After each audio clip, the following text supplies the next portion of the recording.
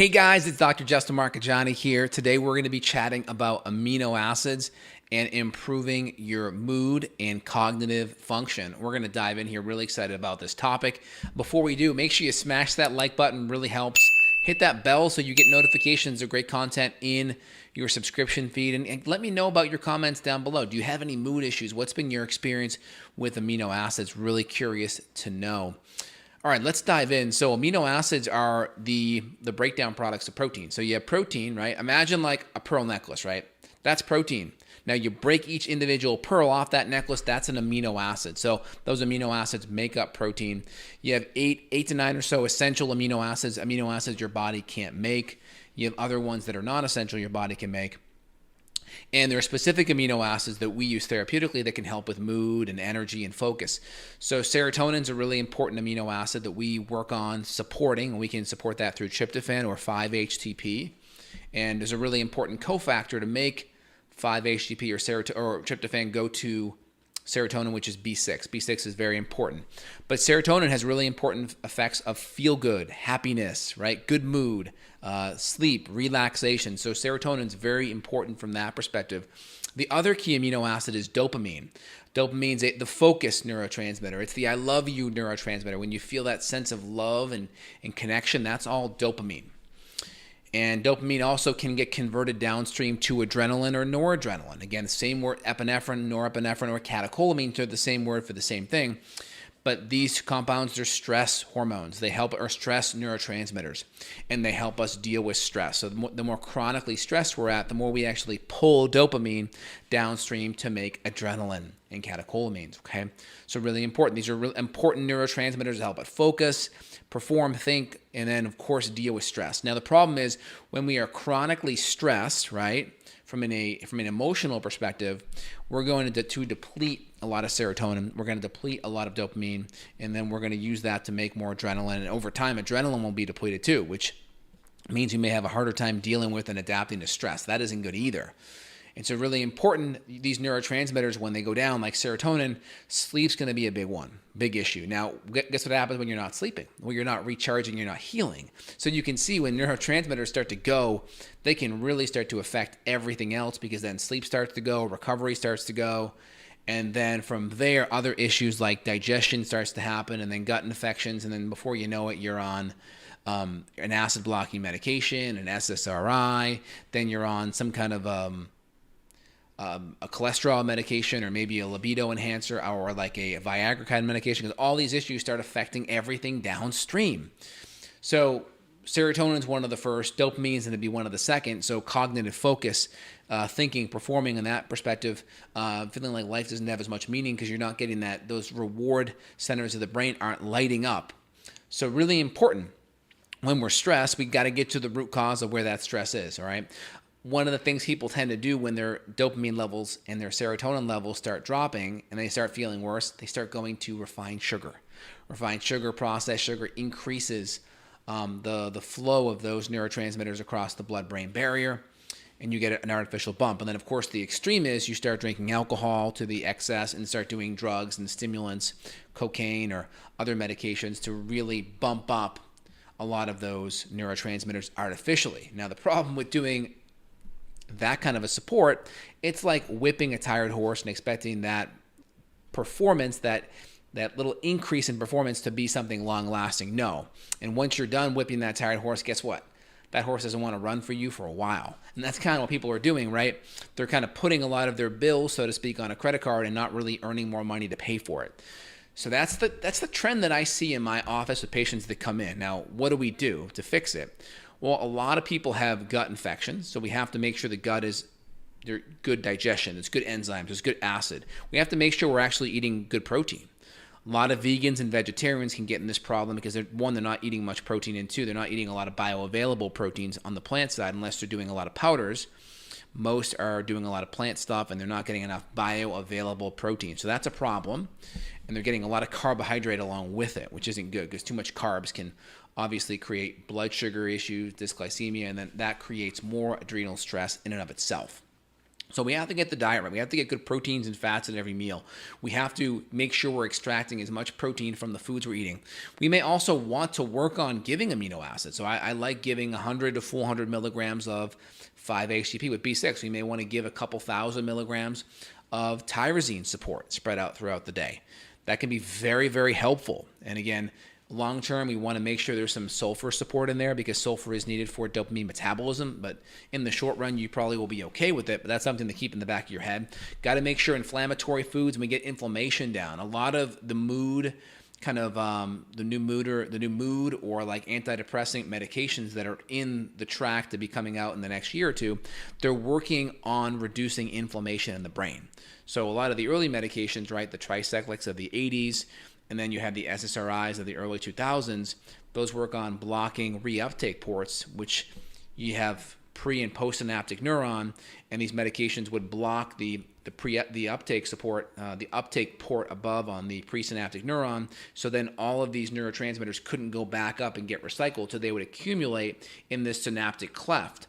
Well, the newer medications are actually working on reducing inflammation in the brain because part of why these mood issues happen is inflammation. Now, we know the root cause of that: diet, lifestyle, physical, chemical, emotional stress. Like functional medicine doctors, we're very well equipped at fixing that because that's in our paradigm, right? Conventional medicine, their paradigm for inflammation support is like an NSAID, right? Or some other medication like the ones they're coming out with.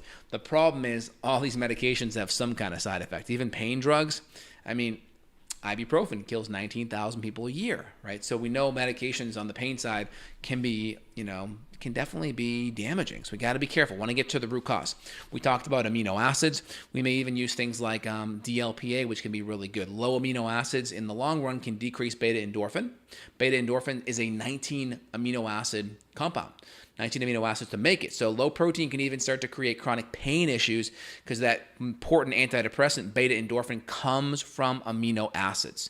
So amino acids are very important. We could have other barriers like H. pylori could be part of why there's low stomach acid and low enzymes too. If we don't have good adequate acid levels, we typically don't have adequate enzyme levels because acids play a big role in activating our proteolytic enzyme, right? Pepsinogen to pepsin, and that nice low pH stimulates good pancreatic enzyme output, as well as lipolytic enzymes and gallbladder output too. So very important.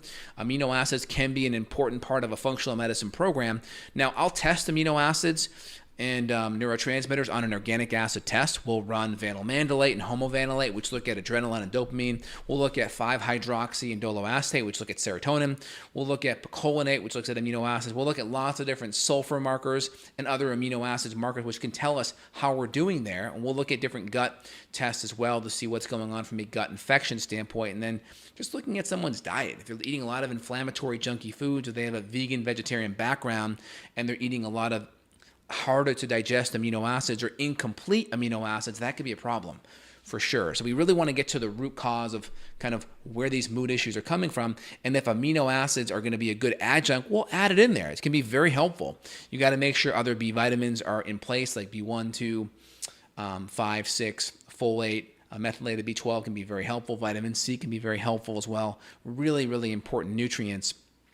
So make sure if you're working with a functional medicine doc, take a look at your adrenals because they are a big interplay with stress and adrenaline, and dopamine interplay with that as well. Take a look at your gut. Make sure your diet is fully addressed as well. But if you want to incorporate amino acids, I kind of gave you a little idea of how that looks. And if you want to reach out to someone like myself to dive in deeper using amino acids to help improve mood and cognitive performance, feel free to click down below, available worldwide for help. Also, if you enjoyed the content, thumbs up, bell notification, subscribe, really appreciate it. And we will dive in for some live questions here as well. What's cooking? All right, please how to fast and not to lose weight during the fast, during the feeding period. Well, you just have to make sure if you're going to fast that you are getting enough calories in during that feeding window. So if you have a 6-hour feeding window, get enough calories in for the day. Can you get a false positive negative for H. pylori with a breath test and a blood test? Well, it depends. So probably not for both, but make sure you're looking at IgG versus IgA or IgM, right? IgA and IgM are more acute. When would you suggest the best time to take aminos, protein, when you feel you have adrenal issues? Well, you should be taking them, with every meal, right? So 3 to 4 meals a day. amino acids, supplement-wise may only be 2 to 3 out of those meals, which is fine. But in general, you should be eating protein probably 3 to 4 times a day, a palm to a fist to a full hand. Can you test serotonin levels? You mentioned going on PPIs that may have issues with amino acids. I was thinking the cough symptoms were more adrenal related. You can test it indirectly via the urine, and you can look at some of the metabolites in the urine. You can test it directly, but that's more of like a spinal tap kind of thing. So it's not really practical for most people. But you can test it via organic acids, and the marker is 5-hydroxyindole acetate, 5-HIIA. What does it mean if you get severe bloating after each meal? Solid food, gluten-free, dairy-free, clean organic food. This happens after 7-day liver cleanse with smoothies and soups. Well, I mean, if it's acute like that and it's after a cleanse, I mean, I'm not really worried about it, but, what's it like day in, day out, right? That's the question. What's the day in, day out stuff like? Okay. You suggested taking enzymes and HCl included in the enzyme synergy.